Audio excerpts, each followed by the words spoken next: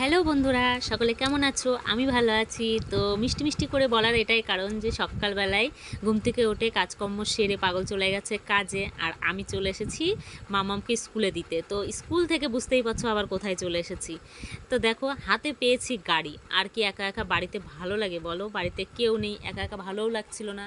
তো ভাবলাম কাছেই বাপের বাড়ি, অনেক দিন যায় না, তো চলো যাই ঘুরে আসি। তখন মনে পড়লো যে কালকে তো মনসা পুজো, তাহলে আমাদের লেবু গাছে তো লেবু আছে অনেক, হয়তো লেবু পেকে গেছে আর বাবা প্রত্যেক বছর বাজারে বিক্রি করে।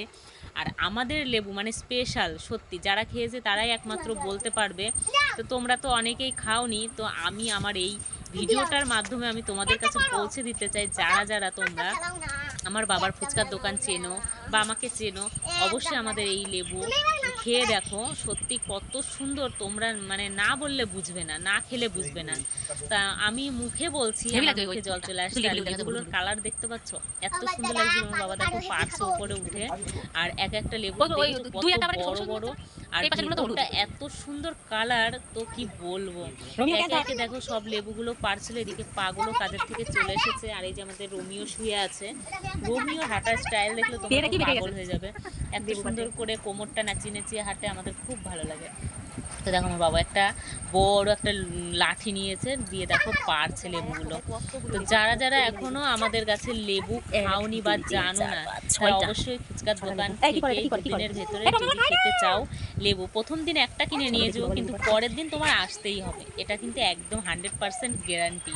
তো রান্না করছিলাম আর মাঝে মাঝে এসে একটু একটু করে ভিডিও করছিলাম। তো আমার এত ভালো লাগে এই লেবু খেতে, কি বলবো।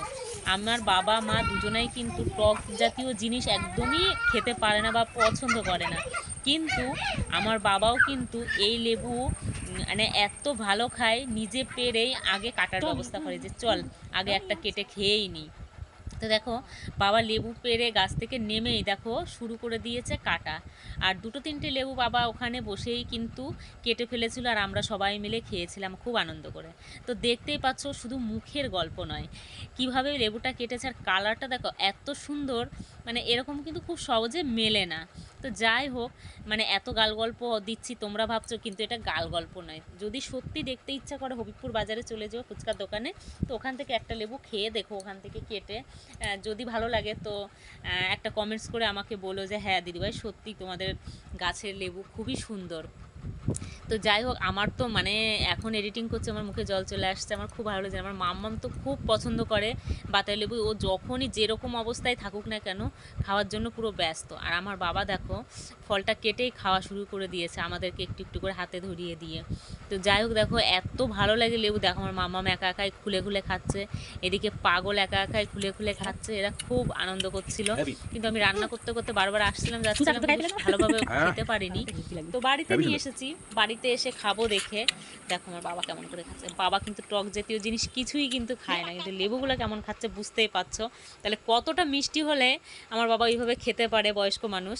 তো দেখো পাগলও খাচ্ছে, আর বারবার দেখো আমার বাবা বলছিল, কিন্তু আমি এডিটিং করেছি পরে বাবার কথাগুলো কেটে গেছে। তো যাই হোক, তোমরা যারা কিনতে চাও বা নিতে চাও অবশ্যই কন্ট্যাক্ট করো। তো সুস্থ থাকো, ভালো থাকো, এই পর্যন্ত।